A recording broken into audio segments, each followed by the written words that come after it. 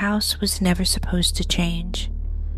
It was old, yes, but familiar in the way only a place you've lived in your whole life can be. The hallway was narrow, the walls slightly uneven, the floorboards always creaking in the same places. That's why I noticed it immediately the first night it happened. I came home late, tired, barely paying attention, until I reached the hallway and froze. There was a door where there hadn't been one before. Not broken through the wall, not unfinished, but fully formed, painted the same dull off-white as the rest of the house, with a brass handle that looked worn by decades of use. I stood there staring at it, my heart slowly speeding up, trying to convince myself it had always been there, and I had just never noticed it before. But I knew every inch of that hallway. I had run through it as a child, leaned against those walls, counted the doors during sleepless nights. This one did not belong. I didn't open it. I went to bed telling myself I was exhausted, that stress can make you see things, that the mind fills in gaps when it's tired. In the morning, the door was gone. Just a blank stretch of wall, seamless, no marks, no outline, nothing. I pressed my hand against it, feeling only cold plaster. I laughed it off, uneasy but relieved, until the next night. When I came home again, there was another door. Not the same one. This time it was darker, the wood grain visible, the handle iron instead of brass. It stood a few feet away from where the first one had been. My chest tightened. I checked the rest of the house, the windows, the locks, the walls. Everything else was exactly the same. I stood in front of the door for a long time, listening. No sound came from behind it. When I finally touched the handle, it was ice cold, far colder than the air in the house. I didn't turn it. I went to bed again, barely sleeping, waking at every sound. In the morning, that door was gone too. By the third night, I was waiting for it. I came home slowly, my eyes fixed on the hallway, and there it was, right in the center now, as if it wanted to be seen. This one was taller, the frame slightly warped, the surface scarred with shallow scratches that looked old. I felt sick looking at it. Something about it felt wrong, in a way I couldn't explain, like it didn't just exist in my house, but knew it did. I started documenting everything. Photos, notes, measurements. Every morning the hallway returned to normal. Every night, a new door appeared. Never the same twice. Some were narrow, barely wide enough to step through. Some looked heavy, reinforced, almost industrial. None of them had keyholes. On the seventh night, I finally opened one. The moment I turned the handle, a wave of cold air spilled out, carrying a smell I didn't recognize.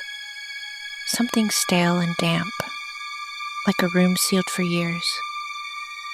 Beyond the door was a space that shouldn't have fit inside my house. A long, dim corridor stretched away, the walls lined with doors identical to the one I had just opened. The ceiling felt too low, the air too heavy. I took one step inside, then another, my heart pounding so loudly, I was sure I'd wake the neighbors. I didn't open any of the doors.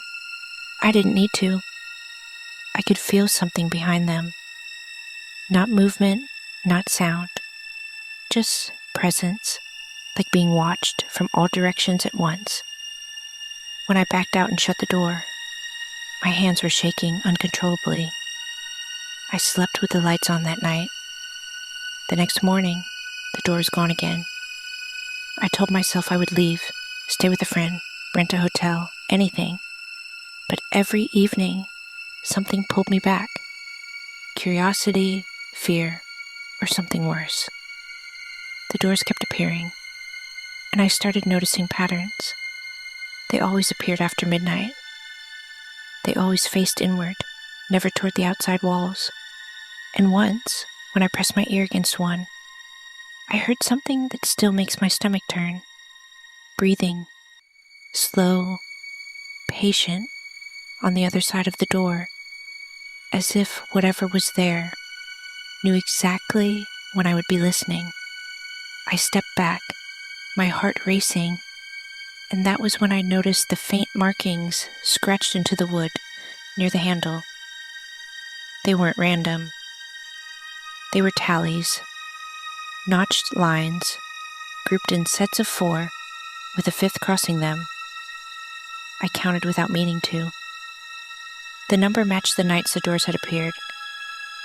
That was when I realized something that made my blood run cold. The doors weren't random. They were counting. And whatever was behind them wasn't trying to get out yet. It was waiting. I thought after the first door disappeared, everything would stop, like whatever was happening had finished its work and moved on. But that was the mistake I kept making, assuming this thing followed logic or rules I could understand. The next night, I didn't sleep. I sat in the living room with all the lights on, watching the hallway where the door had been. Midnight passed. 1 a.m. came and went. Nothing happened. I almost laughed at myself for being paranoid until the lights flickered once, just enough to notice, and the air in the house shifted, growing colder and heavier, like the walls were exhaling. That's when I heard it. Not a sound exactly, more like the absence of one, a pressure in my ears. And when I looked back at the hallway, there was another door. This one was different, taller, darker wood, older. It hadn't replaced the first one. It was further down the hall, where there had never been space for anything at all. I didn't approach it. I didn't touch it. I just watched it until dawn. And when morning came, it was gone, leaving behind scuff marks on the floor, like something heavy had been dragged into place and then pulled away. Over the next week, the doors kept appearing, always at night, always gone by morning. No two were the same. Some were painted white and chipped like they belonged in hospitals. Some were raw wood with splinters sticking out. One night, there was a metal door with a slot at eye level, and I could hear breathing behind it, slow and patient. I stopped sleeping in my bedroom because one night, a door appeared at the foot of my bed, close enough that I could reach out and touch the handle without leaving the mattress. That was the first time I noticed the numbers, etched into the doors, sometimes scratched, sometimes carved neatly, sometimes barely visible. Dates, years. I recognized some of them. My birth year, the year my mother died, the year my father left and never came back. I told myself it was stress, exhaustion, grief resurfacing in ugly ways. But that explanation fell apart the night one of the doors stayed. Morning came and it was still there, solid, real, blocking half the hallway. I called a contractor. I called a friend. I even called the police. No one else could see it. They walked straight through the space where it stood, confused when I shouted at them to stop. When they left, the house felt quieter than it ever had, like it was disappointed. That night, the door opened on its own, slowly, carefully. No creaking hinges, no dramatic noise, just a widening gap and darkness behind it that didn't reflect light. I don't know why I stepped inside. I just did.